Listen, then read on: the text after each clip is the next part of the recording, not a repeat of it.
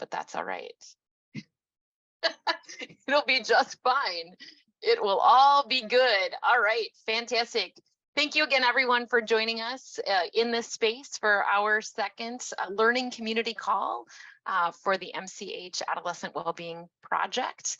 We are grateful that you are all here with us. Jake has been sharing into the chat our demographic survey. If you have just joined us, this is an opportunity for you to provide us with some anonymous demographic data that allows us to report to funders and supporters the audiences that we are reaching as a part of our work with UW-Madison Division of Extension.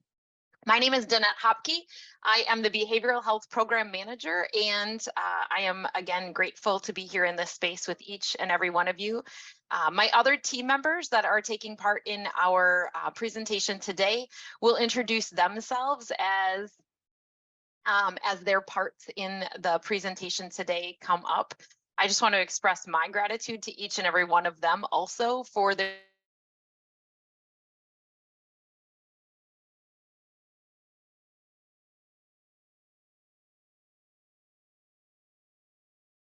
review of our agenda. There we go. We're plugging along here. Quick review of our agenda that we've got today. You'll see that we are going to give Maggie some space right off the bat to share just a bit about some DHS updates.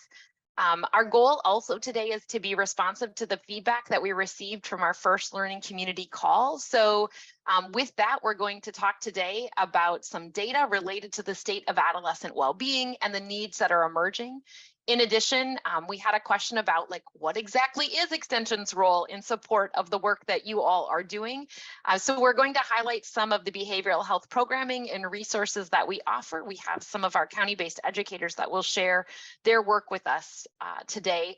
And then throughout our day today, we'll continue to have time for all of you to support this process and to reflect and ask questions and continue to help us to tailor our learning community calls as well as additional supports to best meet your needs as we go throughout our day today. So with that, I'm going to transition to Maggie and allow her an opportunity to share some updates and key things that were important for her to share with all of you today, and then we will continue to move on.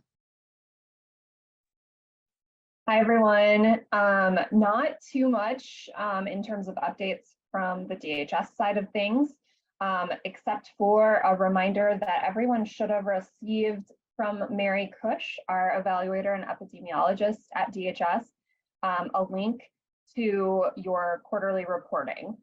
So again, to recap some of the communication from earlier this year, the MCH program has transitioned from using REDCap to using Alchemer, which is a survey format. So each agency received an individual email with information about the due date, which is May 16th, as well as how to access that form and print a copy of their responses. If you have any questions about that, or if you have any feedback about the process, any bugs that you catch, please reach out to either myself or to Mary Cush so that we can make improvements for Q2.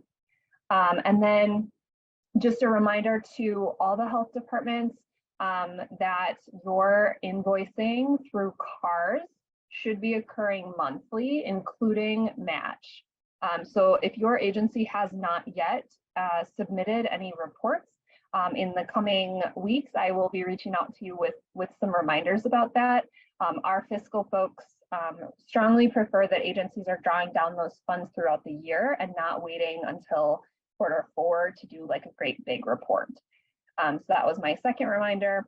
And then the other one, and I can put a link in the chat about this as well, but for those of you who had selected this objective in 2022, when we were working with Mental Health America, you might remember our call in August, early fall timeframe, when we had someone from the WISH Center through DPI, which stood for Wisconsin Safe and Healthy Schools, give a presentation about a bullying toolkit, a bullying prevention toolkit that DPI was working on. And they've been kind of like, it's coming, it's gonna be out soon for the last several months. And I just got word that that is officially out. So if you have been checking their website like I have, it is here. Thank you, Jake, for putting that in the chat. So those resources that were presented in our fall learning community call are now available for talking about bullying. And other than that, I will say I'll be on the call the whole time. If anyone has any questions for me, please reach out. And then you're welcome to email me at any time as well. And I think that's all I've got, so I can turn it back to the extension team. All right, thanks so much, Maggie, for doing that. With that, I'm going to turn it over to Debbie Moellendorf. She is a positive youth development and behavioral health and well-being educator, and she is going to share some of the research related to the impact of the COVID-19 crisis on youth mental health, as well as some recent data and research that she has conducted. So go ahead, Debbie, take it away. Great, thanks, Danette. Again, I'm happy to share this with the group. And again, it seems like eons ago that this research brief was written. We actually finished this research brief in December of 2020, and you should all have received last week with the email reminding you about today's call, a link so that you can actually go in and read more about that brief that was put together by Monica Lobenstein, Beth Smetna, and myself. We're part of the research team that wrote this brief. So again, I'm just going to do a highlight of things from that research brief, along with some current and more recent YRBS survey data as background on why we may be seeing some of the current needs among young people today. So if we look at some of the YRBS data, prior to COVID, we know that the rates of anxiety, depression, and self-harm reported by young people had been increasing. Suicide rates were remaining steady. And on this slide, you can see that this upward trend continued in 2021 following the height of COVID. So you can see between 2019 YRBS data and 2021, you can see that for all of these measures, all of those have increased between 19 and 21 data. This slide shows that the pandemic impacted different populations differently. For example, you can see the drastic difference between the percentage of females indicating feelings of sadness or hopelessness is much higher than for males. You can also see that that's true for youth who are Asian, Latino, or multiracial compared to youth who report as white and Black. Again, you can see the pandemic didn't impact everyone the same way. Prior to the pandemic, 71.5% of Wisconsin high school students indicated that they had at least one teacher or other adult in their school that they could talk to if they had a problem. In 2021, that percentage of students reporting these supports decreased to 67.1%, indicating that they had at least one teacher or other adult in school that they could talk to when they had a problem. We also saw a decrease in the number of students that reported that they receive the help they need when they're feeling distressed after the pandemic. So again, in 2019, it was 23.9% of students indicated that. And in 2021, it was 22.4%. So again, not a drastic drop, but there was a decline, and it will be interesting to see what 2023's YRBS data shows, if that trend is continuing in all of these areas, or if we have seen some reversal in those areas. So every generation has a defining event that impacts how they look at and approach the world. And COVID really seems likely to be the event that impacts today's youth throughout their lives. So again, think back to your generation when you were in high school, and think back to what was an event that impacted you significantly and your peers significantly when you were in high school. So again, we all have that defining moment, and we think that COVID will probably be that event for today's youth. Just like 9/11 was for generations, school violence, whatever that significant event was for your generation. We know that during the pandemic, youth experienced both chronic and acute stress. They experienced disruptions in their education, with many of them going to virtual, sometimes not having any school days. Their career plans was difficult for them to find jobs, perhaps, during that time. They were worried about the economic impact on their families and their future. There were canceled extracurricular activities and those rites of passages. We know that in-person graduations, proms, homecomings, all of those things were not held during the pandemic. Along with that, they also had concerns about the virus itself and its potential or real impact on their loved ones. Their routines and social relationships were disrupted, and there was a lack of that typical structure that is present typically, which added to their stress levels.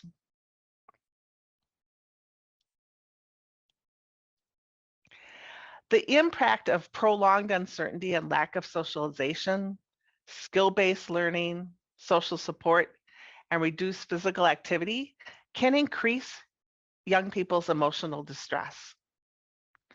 Adolescence is the brain's last period of significant development, which doesn't only permit change for the better, but can also allow change for the worse.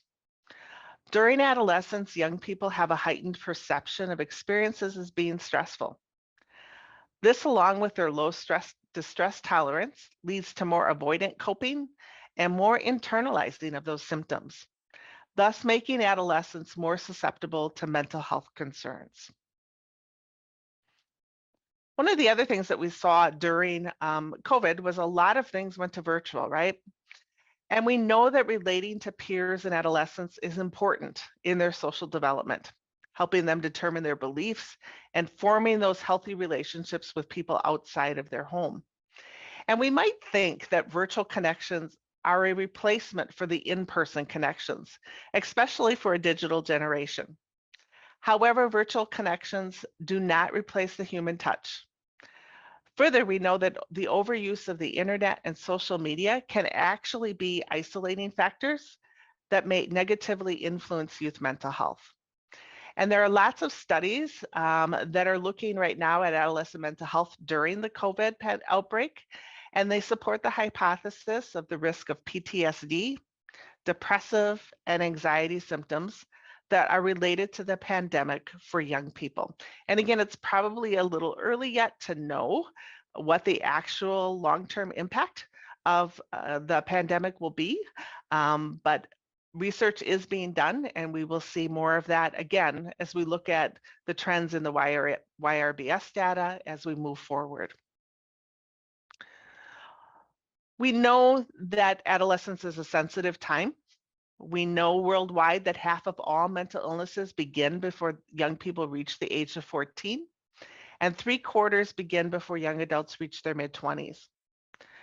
We also know that there is a median 10-year delay between the onset of symptoms and reaching out for help with those symptoms. And we know that the longer that delay occurs, the less likely recovery is.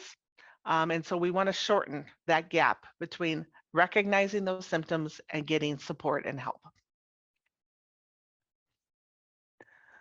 Some groups of young people were already vulnerable to mental health issues prior to the pandemic, and the impacts of COVID on their everyday lives exacerbated their risks. So these groups include youth who had pre-existing mental health conditions, youth with physical or developmental disabilities, youth of color, LGBTQ youth, and youth who were living with domestic abuse and or neglect. In homes where there was abuse and neglect or other adverse childhood experiences that were occurring before the pandemic, youth frequently lacked important emotional supports from their families during those stay-at-home orders that were placed, or the virtual schooling, which added to the vulnerability of those young people living in the situations, making them the most vulnerable population. And we know that a lot of young people get support from school when they're needing mental health support. And without school being in person, those resources were not there for them.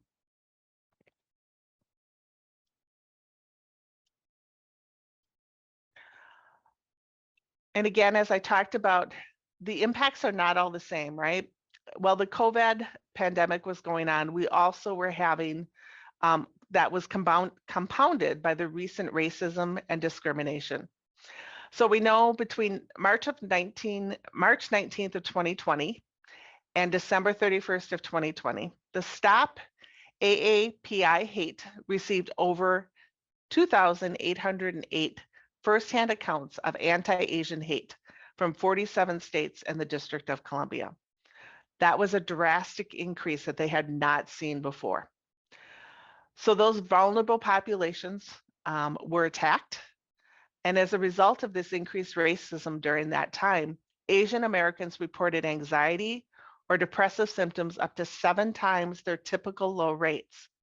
Further complicating their situation, this diverse group is much less likely to seek help than people of other races. We also saw among African Americans, the police killings of people of color during this time resulted in significant increases of anxiety and depression. Comparisons between the 2019 and 2021 data show these differences. And again, you can see that on the slide. It also shows a difference between who gets help. We also know that among those groups, Asian American, African American, and Latino youth, stigma around mental health can be a barrier to seeking help. For some, this stigma is cultural. For others, the stigma is systematic. Jake, if you can move to the next slide, sorry. For example, African American teens are less likely to receive appropriate care, but rather be involuntarily hospitalized or sent into the juvenile justice system. Furthermore, there's a limited number of mental health providers that have cultural competence, and that actually can increase use risk of suicidal thoughts if they are seeing a mental health provider who is not culturally competent. So that lack of access to mental health services has been an issue in the past and threatens to become an even greater challenge in the future. During the pandemic, youth reported seeking mental health information from a variety of sources, including schools, peers, caregivers, doctors, the internet, and a variety of other media. This creates a wide range of opportunities to meet young people where they are. The pandemic certainly pressed our innovation, and some young people who were previously reluctant to seek help were more open to engaging in those online spaces, while others were not as open to those online spaces. There are proposed opportunities for us to help meet the need by increasing the availability of access to services, such as culturally responsive and relevant crisis response lines, grief counseling, PTSD therapy, as well as innovative models of community mental health systems, which build on the strengths of the community. Community and state coalitions can play a pivotal role in identifying needed changes and advocating for policies that provide flexibility in how supports are delivered, the public health implication of family-centered, whole child and whole person approaches to health that include both mental and physical health, as well as a range of short and long-term solutions to access and delivery methods.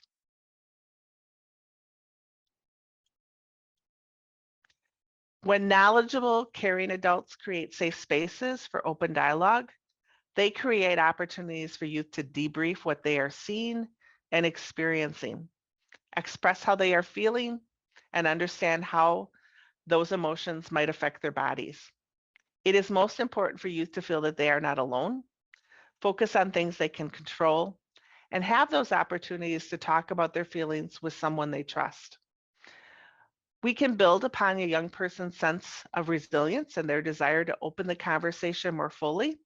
And this can be a real vital leverage point in supporting the mental health of young people. Youth also want to play a critical role in their advocacy. Recently, I had the opportunity to go with a group of students for Action on the Square that was supported by NAMI Wisconsin. And it was an incredible day to watch about 30 high school students from central Wisconsin advocate for their own needs, be able to talk about what they're seeing in their own mental health and what they're seeing among their peers and what they think would make a difference. And so when we can provide opportunities like that for young people to be those advocates and provide those safe spaces for them for their voices to be heard, that can really help young people feel empowered and valued within their own lives and their communities and make an incredible difference.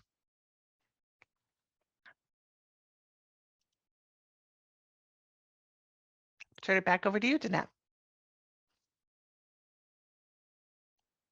Great. And I'm going to toss it right back to Jake, and he's going to open up and give us a little tutorial on the Padlet that we have created to help give you an opportunity. Oh, look at that. All right, Jake, it's your turn. All right. So thank you, Debbie. We put together a little Padlet. If you're able to, give a little thumbs up icon in Zoom if you've used Padlet before. Give a general idea of how familiar we are with this.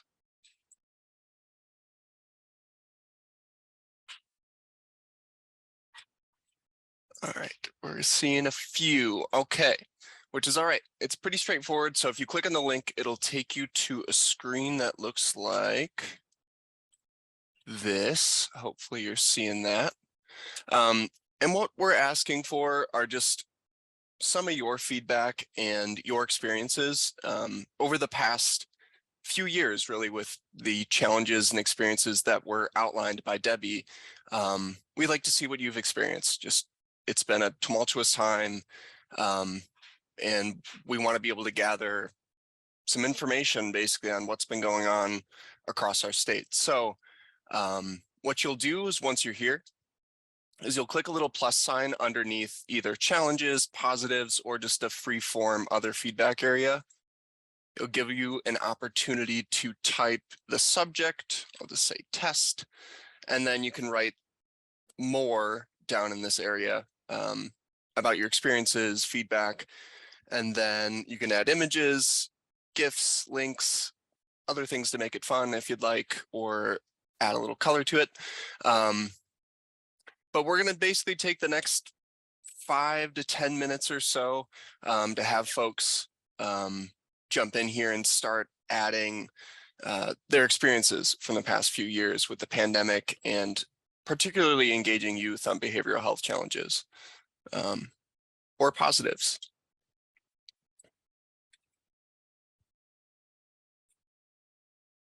All right. I'll just be kind of monitoring it as we jump in here. And it is okay if you have not used it before. And we'd love to hear if you're having issues getting into Padlet itself. We know across the board, there's tools that health departments have access to and some others don't. So I want to kind of check and see if this is on our list of good resources, or maybe this is not a great engagement tool. So we will see. Thanks for bearing with us.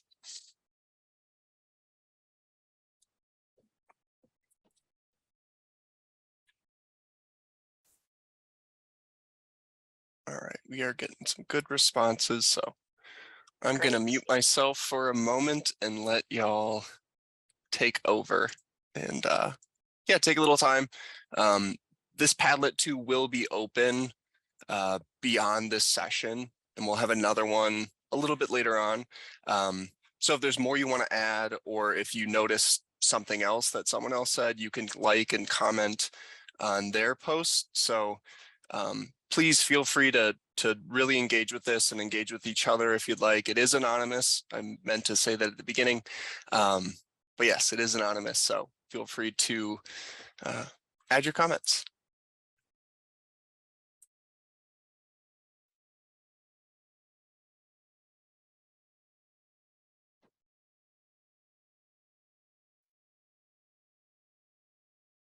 I would just like to add too, under the other feedback column, it could be a space for you to also maybe share with us things that you are doing in your counties, or things that you are seeing happening in response to the challenges and symptoms that our youth are facing. So go ahead and use that other feedback column if you'd like to just give us some thoughts about what might be happening in your areas in regards to addressing these issues. And thank you to everyone that is putting comments in here and giving us this feedback too. It's really helpful for for us to see what you're experiencing. We certainly know what we're seeing in our counties, but it can also be really valuable for all of you to see what your colleagues around the state are sharing in terms of the challenges that you're seeing, as well as some of potentially the resilience. And as Debbie mentioned, the ways that we became innovative, and our youth also became innovative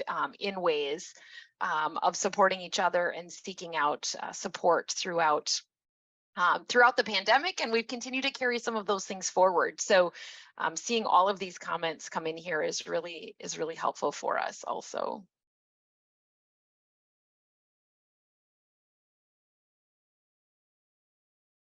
And as Jake mentioned, this Padlet will remain open. So we will invite you, after we transition away from this space and back to our slides and our presentation today, we'll certainly invite you to come back to it, add additional comments or thoughts, reflect potentially on some of the comments and thoughts of your colleagues across the state as well.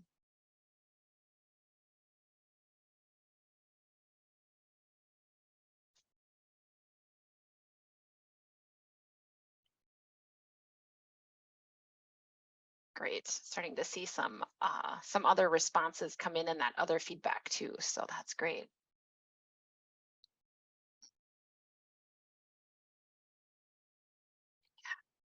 And the impact, right, shared in there of what we're seeing as a result of our adolescents struggling.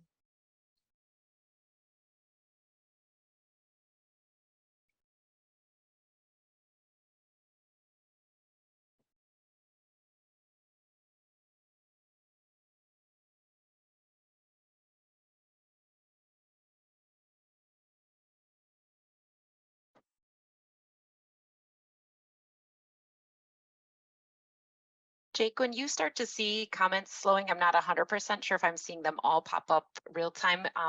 If you want to just jump in and let us know when it looks like maybe responses have slowed, and then we can go back to our slideshow and presentation today. But again, please continue to share additional thoughts and reflect in this Padlet as we go to.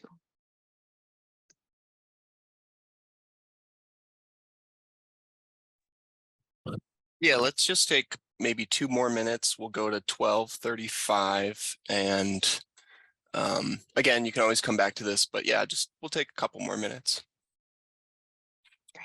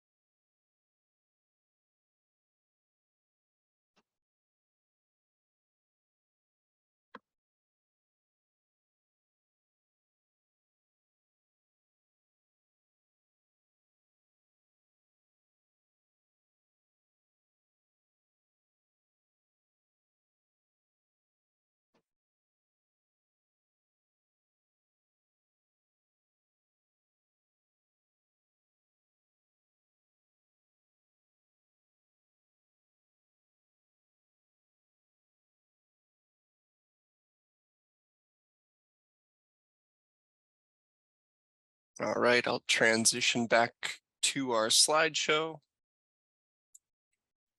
Great, sounds good, Jake.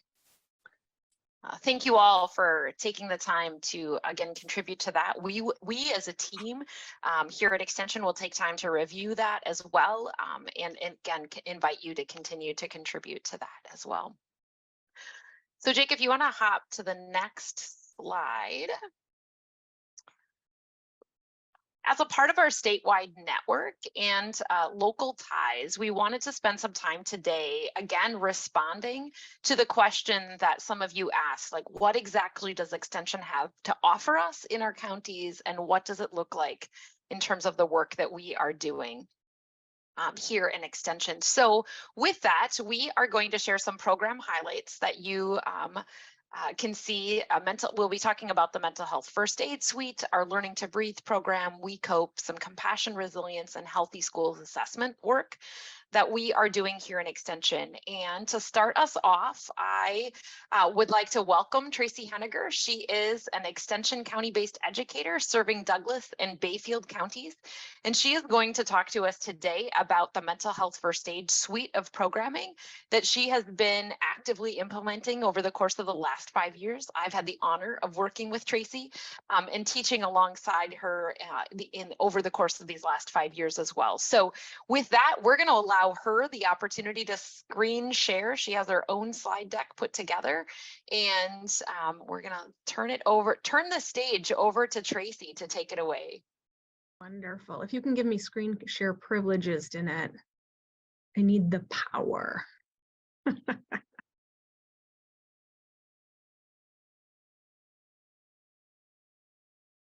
Let me know when you've clicked all the right buttons.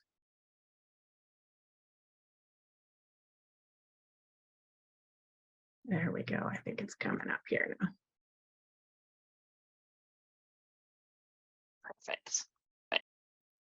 Perfect. So I'm Tracy Henegar. I am an extension educator for Douglas and Bayfield counties. And as Danette mentioned, she asked me to come in and talk a little bit about how I have been utilizing mental health first aid as a tool within our community to support adolescent well-being. And so I'll start off just by stating kind of the why behind why we got involved with this programming. Ooh, I went too far.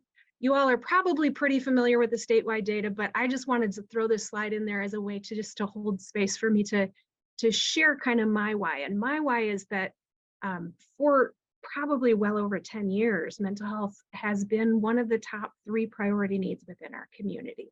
So when we did our community needs assessment, it has risen to the top consistently. And so this conversation has been happening in our community for a long time, including pre-pandemic. And we know these numbers are on the rise since the pandemic. And in fact, in our community, mental health is now the priority area based on our current needs assessment. When they looked at all of the different needs that came up, they said, you know, all of these tie back to mental health. And so let's make mental health our priority and see what can trickle out of there. So back when I was first approached about really thinking about how can we better address mental health in our community, I started doing some research and found mental health first aid as really kind of the gold standard in community education when it comes to empowering the community as a whole. So this isn't a program that's necessarily for mental health professionals. It's for the community as a whole to be able to learn. So mental health first aid is intended to be for the general public. It is a way to teach people how to notice changes in mood and behavior and thinking, to be able to know how to come alongside someone who might be struggling with a mental health challenge or with a substance use challenge, and to provide that initial care either until the situation resolves or until we can connect them to the appropriate mental health professionals. So it's not a substitute for counseling or medical care or any other kind of professional treatment. Instead, it's that universal precaution that we are providing throughout our community.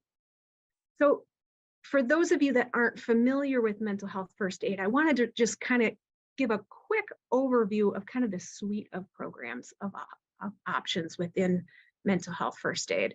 So adult mental health first aid is intended to be a tool for adults to be able to recognize and respond appropriately to other adults that may be struggling. And the evidence behind this program demonstrates that it builds mental health literacy, and it provides an action plan that teaches people to safely and responsibly identify and address potential mental health or substance use challenges. And to me, the adult program is really important to adolescent well-being, because we know that supporting the parents' mental health and well-being is going to make a big difference in the lives of our teenagers as well. So we have really put significant emphasis on the adult program. Within this curriculum, there are also a number of supplements that are used to focus on specific audiences like public safety and fire and military and rural communities and older adults and higher ed. And I've gotten trained in on a few of these, but what I find is that my trainings, oftentimes I will have 2 firefighters and a cop and some folks from the rural community and a faith community and higher ed. And so I've integrated little bits and pieces from some of these into my programming, but I haven't yet been really focused on any one of these, though I hope to be. So that's still to come. The Youth Mental Health First Aid is a skills-based training that teaches parents, family members, caregivers, teachers, school staff, health and human service providers, nonprofit workers, really any citizen. So I like to joke, like, if you know a child or a youth, or if you've ever met one, or if you think you ever might meet one, this is a good program for you to have, right? So it teaches our general community really how to identify, understand, and respond to youth that might be struggling with a mental health or substance use challenge. And it has this beautiful focus on like recognizing early signs and symptoms for prevention and early intervention in a way that hopefully that will ease the burden on our mental health systems as we're identifying needs earlier and getting that support earlier. And then it also talks about how do we connect them to the appropriate professional supports as well. So this curriculum is for adults who support youth. And there is one supplement to that curriculum as well, which is for tribal communities. And I'm real excited to be doing that training very soon and bringing that to our local communities as well, because I have partnered with both of the tribes in northern Wisconsin. And so I'm hoping that that's another way to be able to continue to provide that support. So before I go on, I have a quick question for all of you. In the chat, who do you think youth are most likely to go to if they're struggling with their mental health or with substance use? Who do they talk to? Who would a youth be most likely to go to?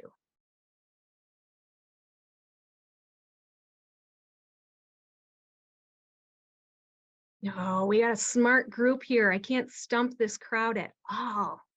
Usually when I ask this question, I hear parents and grandparents and teachers and coaches, but absolutely what we know from research is that more often than not, kids are going to their friends, right? They're talking to their friends. My daughter, her senior year of high school, this was in the midst of the pandemic, mind you, she came to me 3 different times throughout the year with 3 different friends with suicidal thoughts. And she would come to me and say, hey, Mom, do you remember so-and-so? This is what she shared with me. How can I help her? What can I do to better support her? Now, thankfully, she knew she could come to me and that I was prepared to coach her and provide that support to her. But a lot of our youth don't have that. They don't have someone at home. So how can we empower our teenagers to be able to support their friends who might be struggling? So the most recent curriculum that's come out within the Mental Health First Aid Suite is teen mental health first aid. So this is a skills-based training that teaches teens in grades 10, 11, or 12 how to identify, understand, and respond to those symptoms of a mental health or substance use challenge among their friends and peers. So the program equips young people with the knowledge and skills they need to take care of their own mental health and to support each other, including really with a significant emphasis on how to get the help of a trusted adult, right? Like it's not their job to provide that therapy to their friends, which is oftentimes what it ends up looking like. So this is a brand new program to Douglas Bayfield counties. I just launched it this year. We have been piloting it in 3 communities. And so far we have had just incredible feedback from the program. Real excited to see what's happening. One school staff member said, I was very pleased at how the students received the program. I was worried they were going to be guarded, distant. They were much more receptive, and I was very pleased. And we're getting good feedback from the students as well. It helps us to understand, to know how to handle certain situations and not stand by when a friend is struggling. Another said, I have a friend who is struggling, and I feel like this has helped me a lot with how to help him. I will try to be a better friend to my close friend who is struggling and start asking more. Another student said, now I fully know how to help a friend in what to do if a friend needs help, looking for signs of suicide, bullying, and self-harm. And another said, I learned how to actually help someone who's going through a tough situation, how to help someone if they OD. So getting really good feedback. Of course, we've got a few kids that'll tell us they're just there because they're being forced to do it, but whatever. Hopefully they're still listening. I had students in one of my classes when we came in. The structure, the setup of the room, all the students' desks are facing the front where the screen is. But in the front corner, there's this like cozy corner with the more comfortable chairs. And some of the students sat up there. And so as the kids were coming in, I kind of looked at the teacher and was like, do we need to address this? And he said, let it go. And so I followed his lead and let it go, and wasn't sure, like, they can't see the screen. I don't know if they're engaging at all, but the videos popped up and I could see them leaning forward and looking. So they were getting it. It was meeting them where they were at. They were getting what they needed in their own way, right? And again, getting great feedback from those kids as well. I want to share a quick video with you all from the Superior School District because I think it really gives a nice overview of our pilot year, our first experience, and how this turned out for them. And then I want to touch on that community partnership and why that's such an important part of the work that I'm doing with mental health first aid.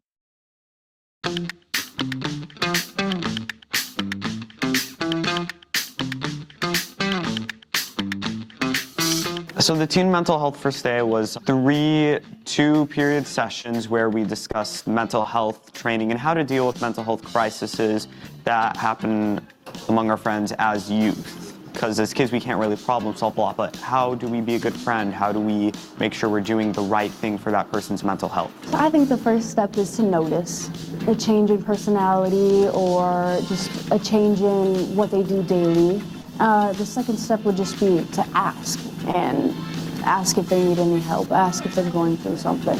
And she talked about how sometimes that anxiety will creep up. The reason that they've developed this teen program is because we know more often than not, kids are talking to each other. They're not going to an adult. They're sharing their struggles with each other. And so we want to empower our high schoolers to be able to support their friends when their friends come to them with struggles. So I'm curious what you all think. Is the first step getting help? Tracy's really good at explaining and helping you understand what to look for and why to look for it. And I think a lot of us look for things off social media, and that's not always the best way to learn.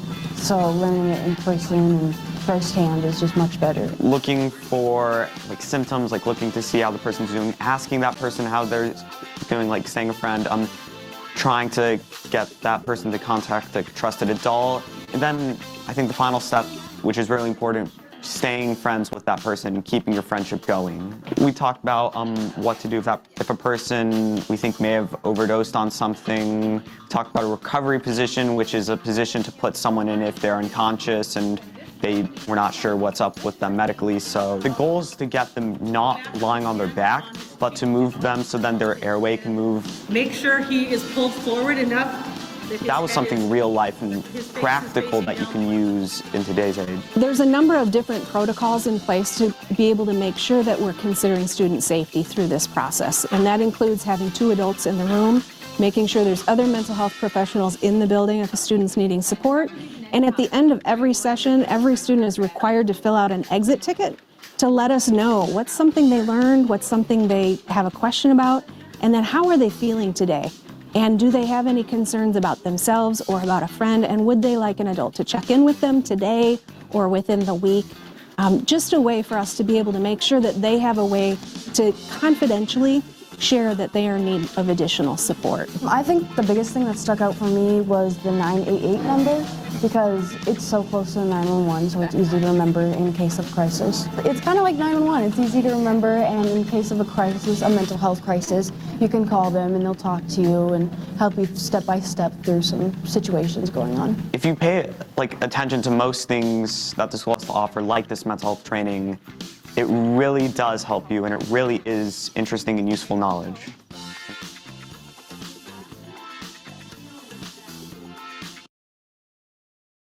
All right, so I wanted to wrap us up talking about those community partnerships because I could not do any of this without my community coming alongside me. So I don't really do any kind of outreach to bring these programs to our community. I've trained over 1,000 people in our community now. And all of that has come about through organizations reaching out to me and saying, we see the need and we want to bring this into our program. And so I've trained within our local county health and human services, police officers, nonprofits, universities.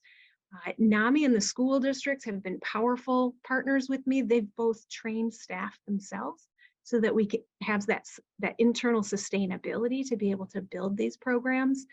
And then within the school districts in particular, 5 out of the 7 local school districts have done youth mental health first aid with their staff, which has been critical. Bayfield School District, they reached out to me to do a summer staff development with their teachers. And so we came in and we did a group. They called me like a day or two later and said, we want to have you come back for our fall training to do the rest of our staff. So support staff, custodians, bus drivers, like the entire district is trained.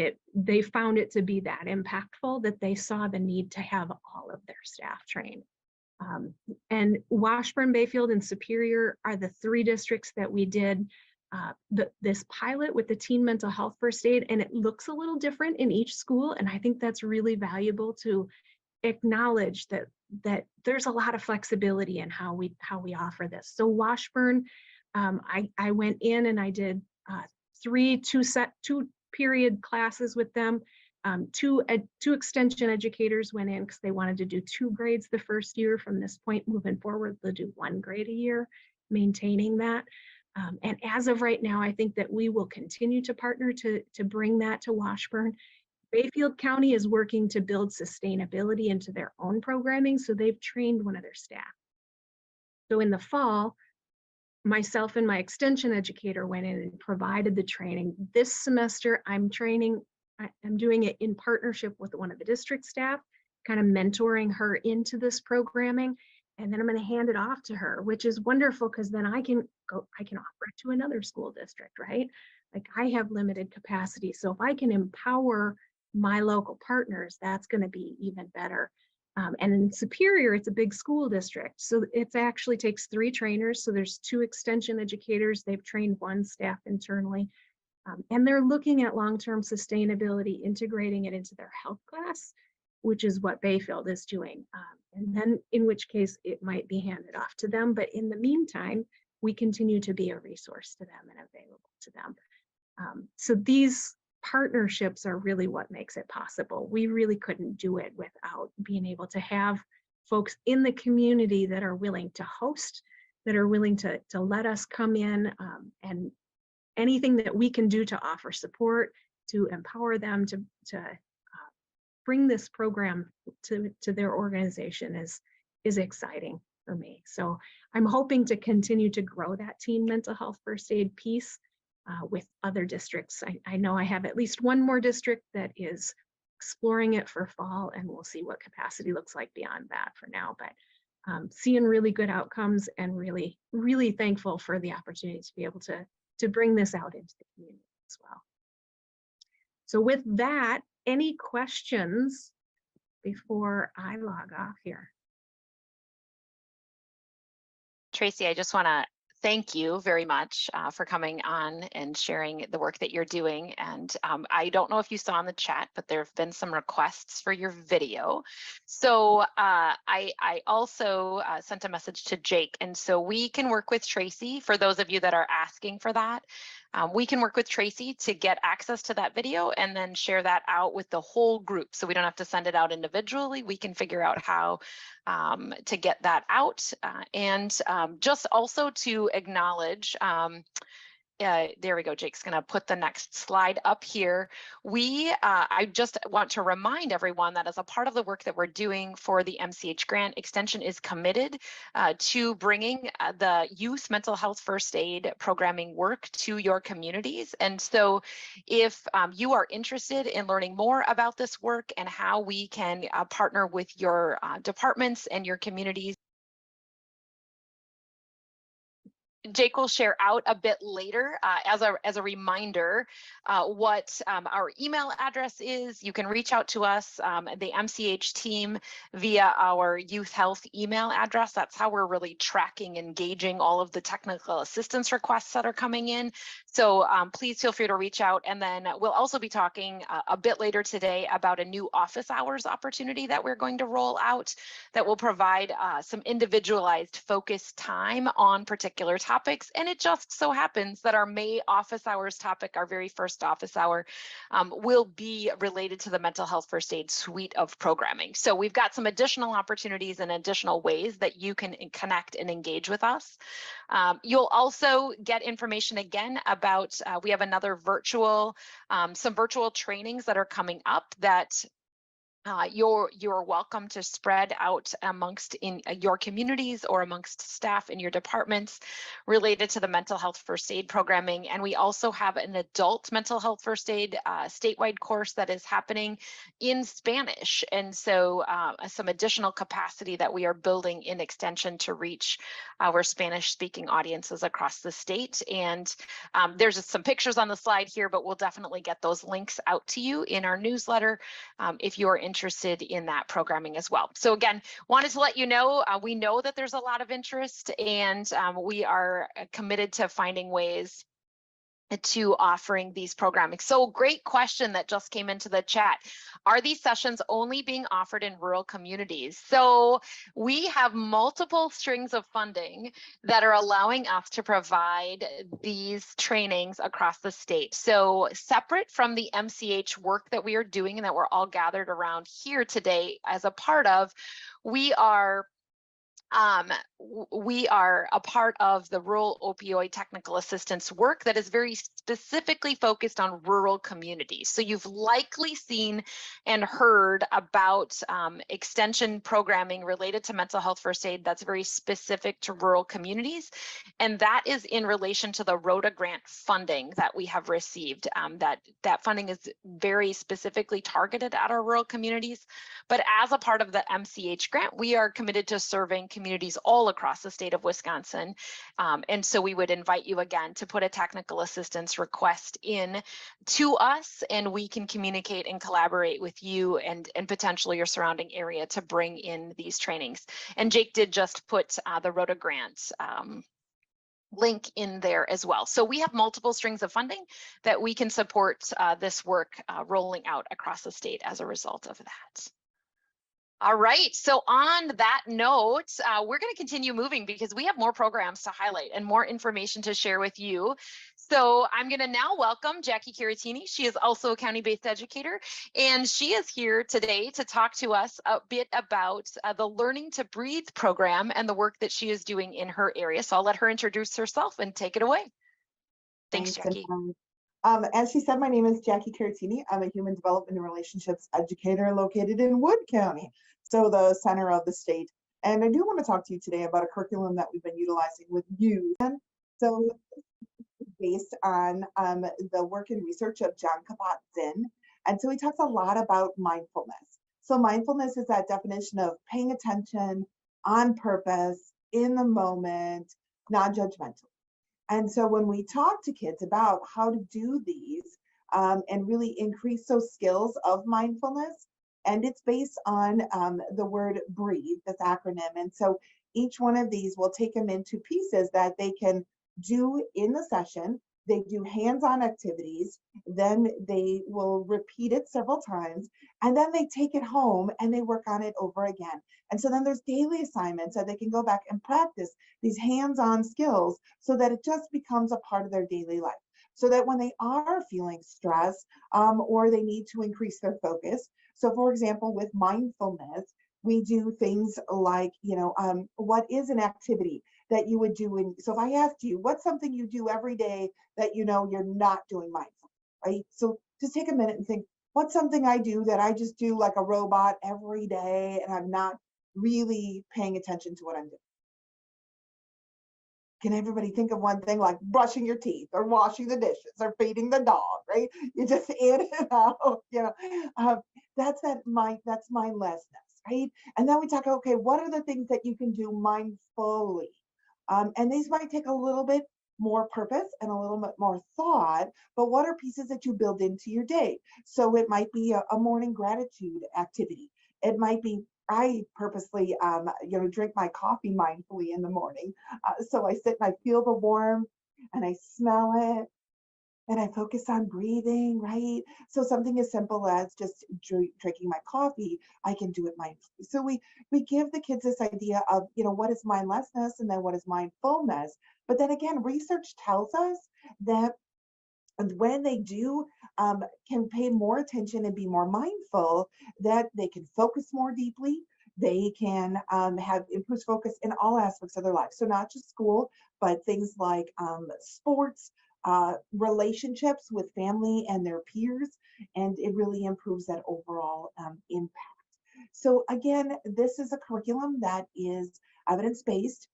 It's very flexible. So as Tracy was talking about, that adult mental health and youth mental health first aid is flexible, so is learning to breathe. And I think that's one of the reasons that we have been able to have such huge success in extension, as it can be implemented in 6 sessions, 12 sessions, or 18 sessions or more. So it's based on, again, that BREATHE acronym, and then you can spread it out how you want. So just a few examples of what this has looked like in our community and what my colleagues have done is, the first and foremost, schools. So we do partner with schools. It's been done weekly, bi-weekly. We've partnered with the teachers to do it in homeroom. Some schools have done it in ELT. So in that extra time, we've had some that have partnered in after-school programs. So they've implemented it into an after-school program. And so again, depending on the time frame and how quickly they wanted to get it in, you can do it again in the 6 sessions, 12 sessions. Another partner that I've utilized within the schools is our alternative high school. So last 2 years, last year and this year, we're just about finished. We have next week, our last session. We've gone in every month throughout the whole school year. And our alternative high school is small. It's just under 100 students, but we gather all of the students into a morning session or the afternoon session. So there's about 40 of them together, and we do an activity. And so we've split it out through the entire school year. We get together once a month. And then in between, they have weekly assignments, and that they work with their counselors and their teachers within the school to back up, support, and practice the tools that they learned in that beginning of the month. And it's been really successful. It's a great example, again, of how this curriculum is very flexible and you can do it in different ways. The third one I wanted to highlight is the idea of just doing targeted audiences. So for me, one example of that would be youth aging out of foster care. So I've partnered with county staff and partners within my county and worked with kids that we know will be aging out of the foster care system within the next 6 months. So they come with their social worker or their coach. They literally attend with them right side by side. And we've done this virtually and in person. And so they do it together. And so not as much in a group setting as it's a group, but they're also one-on-one. And so they pause and they get a chance to talk to the person next to them, implement it, practice it more one-on-one, and then come back together. So as I said, it's a very flexible curriculum, ways to use it, in multiple scenarios at different groups, different partner agencies, but again, very impactful. I think first and foremost, one of the things we talk about is it has been shown to improve emotion regulation, executive function, and then also just overall reducing stress, again, all through the power of mindfulness. So everything is based on, again, that mindfulness education, and then what are those hands-on materials and lessons that we can utilize with the kids to teach that. So things like how to do a body scan, how to do mindful breathing, how to focus on gratitude. So really coming back to what are those pieces of mindfulness, and then what does it look like in everyday skills, and then practice, practice, practice, so that they can pull them out when they need them. So I'll pause there. Fantastic. Thank you, Jackie, so much for that overview of that program. Certainly open it up if anyone has questions for Jackie for just a moment. You can type them in the chat. We're also going to give you an opportunity at the end of the day if there's things that you're thinking about and you didn't get a chance to ask. We'll give you some space to provide us with some questions at the end of our day today too.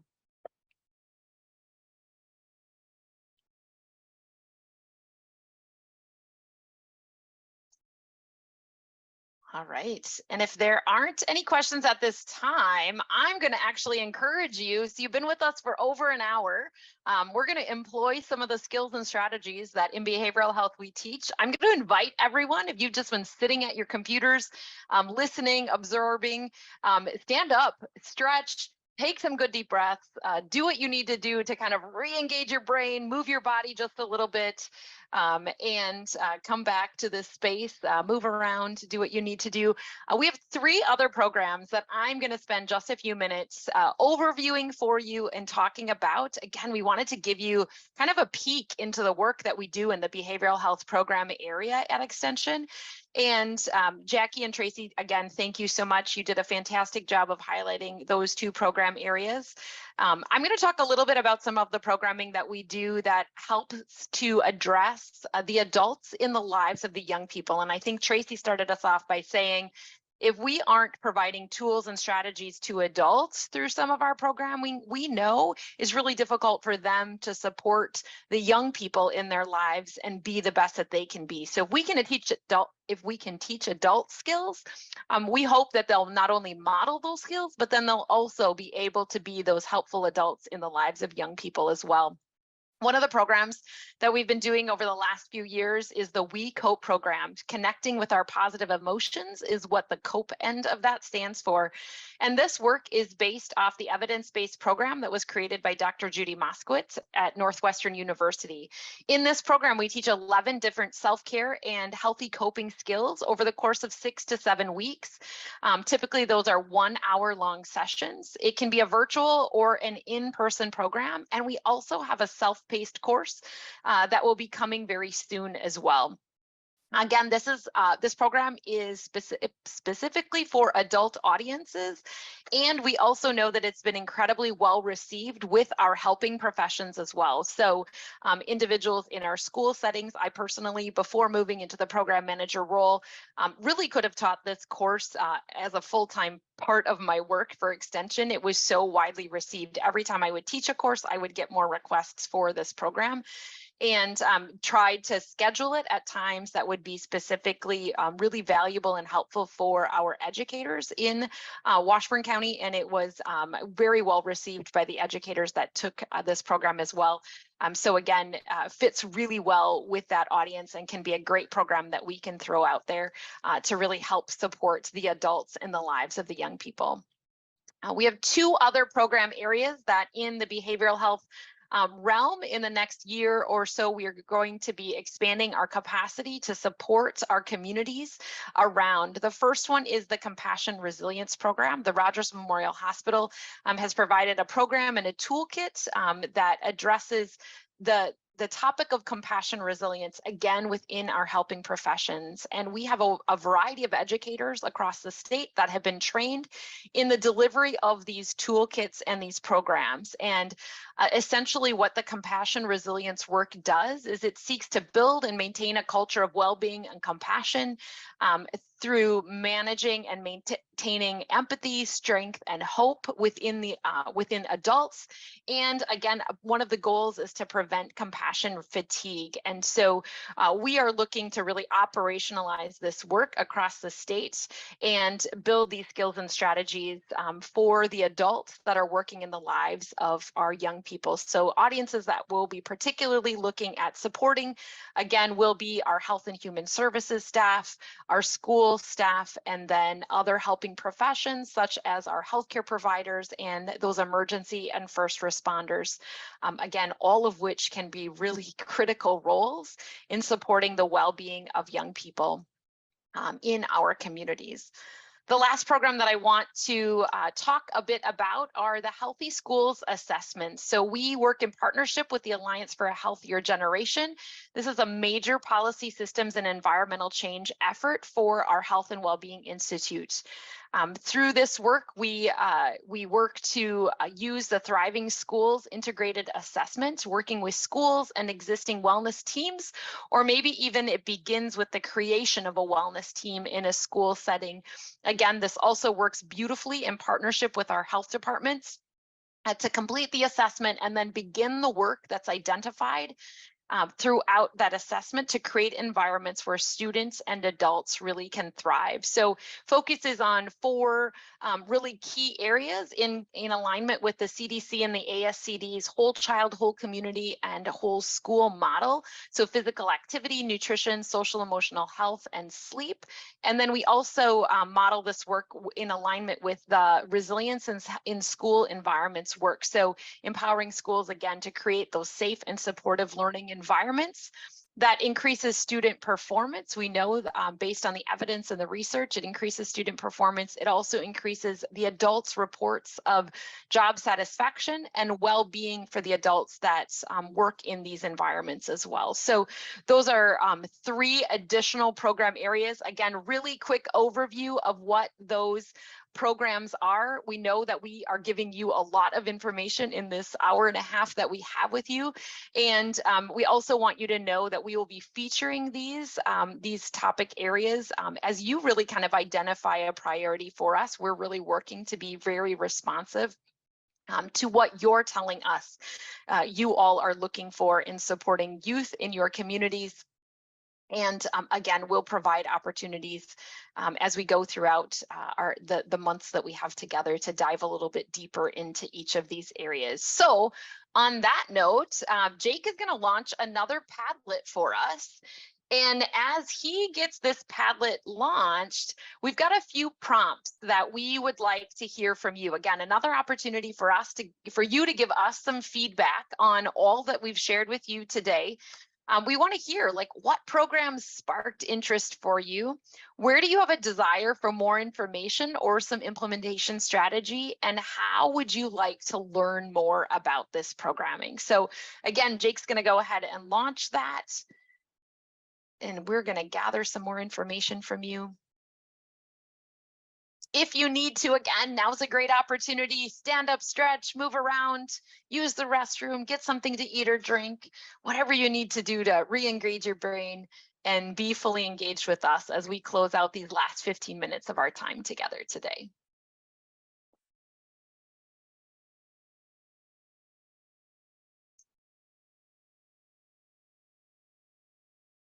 And just like the previous Padlets, these spaces are anonymous, so you're welcome to give any and all feedback, ask any and all questions of this space. Again, we as a team will take time afterwards to review this and prepare for how we can move forward to best meet your needs as well.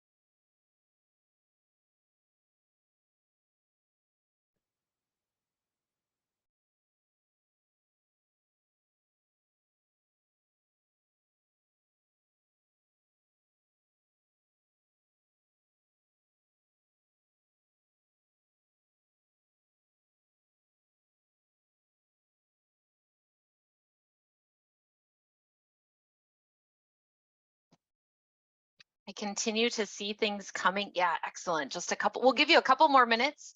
And with that, I also am just gonna say out loud, please reach out to us. Jake's he gets to take over the stage in just a few minutes, and he'll remind you of how to reach out to us, how to connect with us. We really encourage you to put in a request for maybe a one-on-one technical assistance session to talk with us about ways that we can answer some of those questions, right? How do we get started? Are there costs for these programs?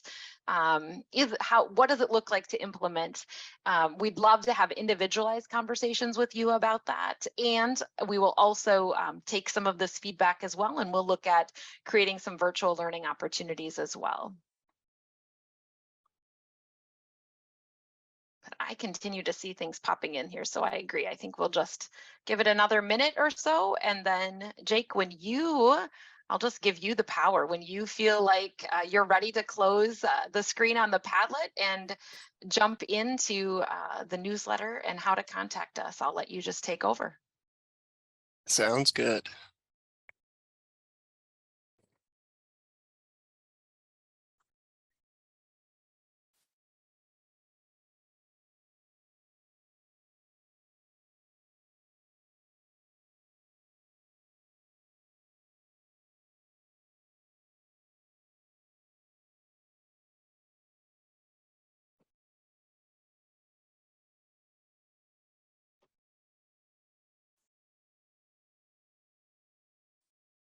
All right, I'm going to transition back to our slideshow, but remember with these Padlets, they do stay open. So if you hold on to that link and there's something you remember maybe later on that you want to provide to us, feel free to hop back in here and write that down, or like or comment another post that you see. I know we're throwing a lot at you, and so you may not have time to read through it and get some other ideas from what other folks are saying as well. So good opportunity to engage, but I know we don't have tons of time to spend here. So bringing us back.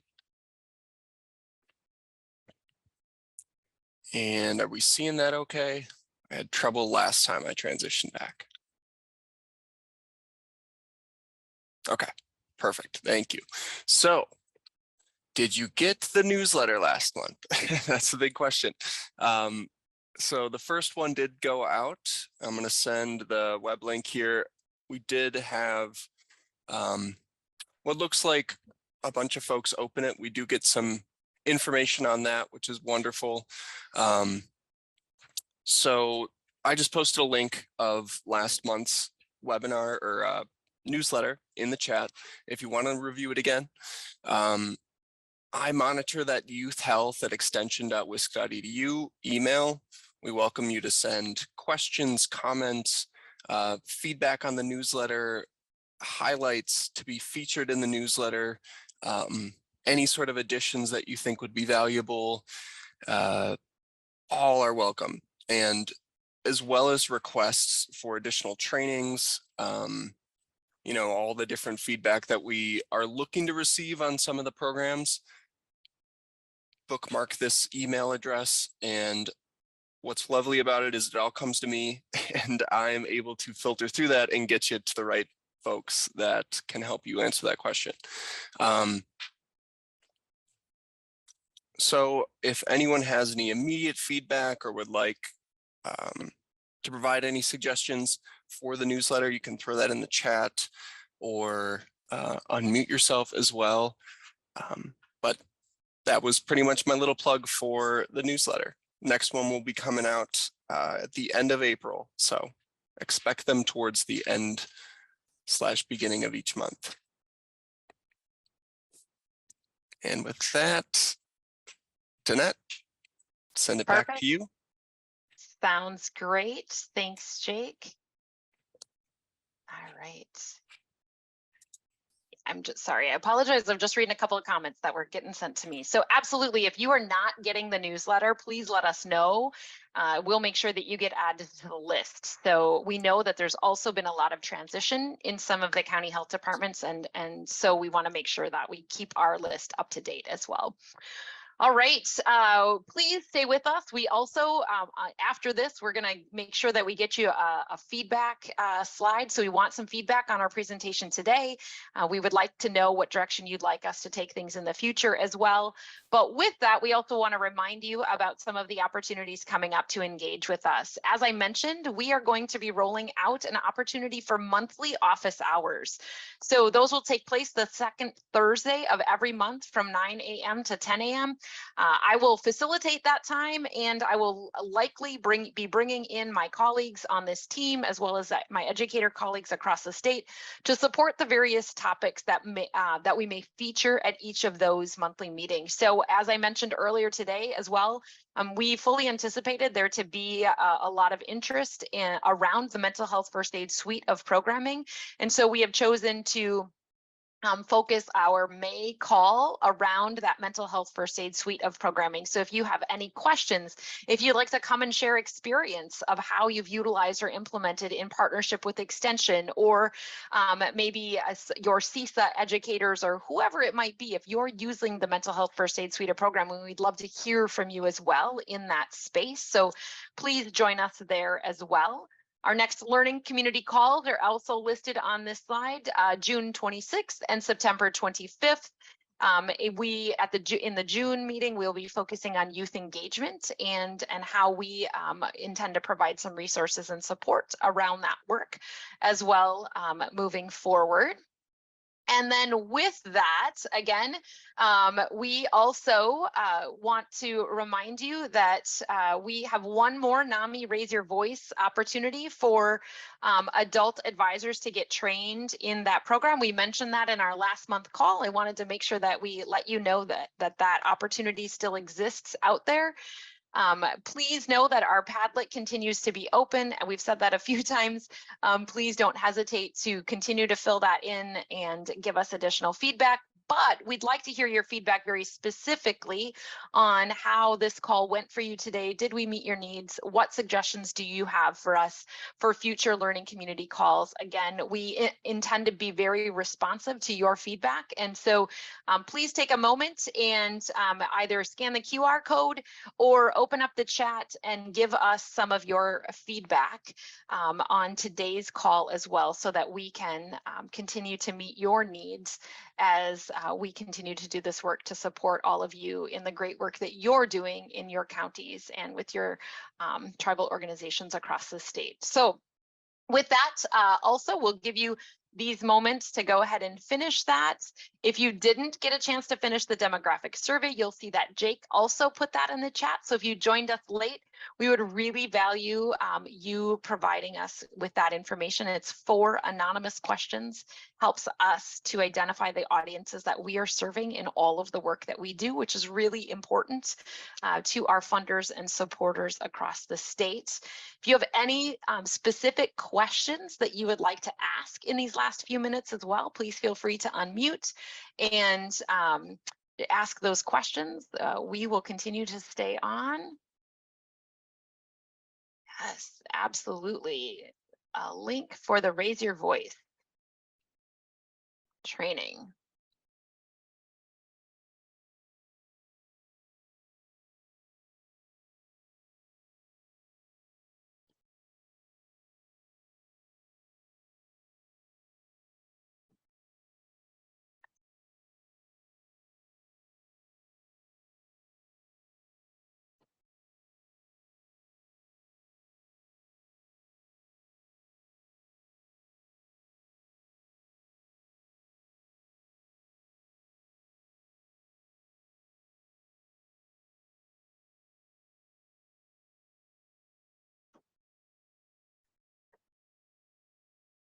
Thank you, everyone, for taking the time to be with us today. For all of you that engaged on the Padlets and in the other ways, we just value your commitment to the work that you're doing and your support of the work that we are hoping to do in partnership with all of you as well. Oh, great, Debbie, thank you for putting that link in the chat as well in regards to the NAMI Raise Your Voice training.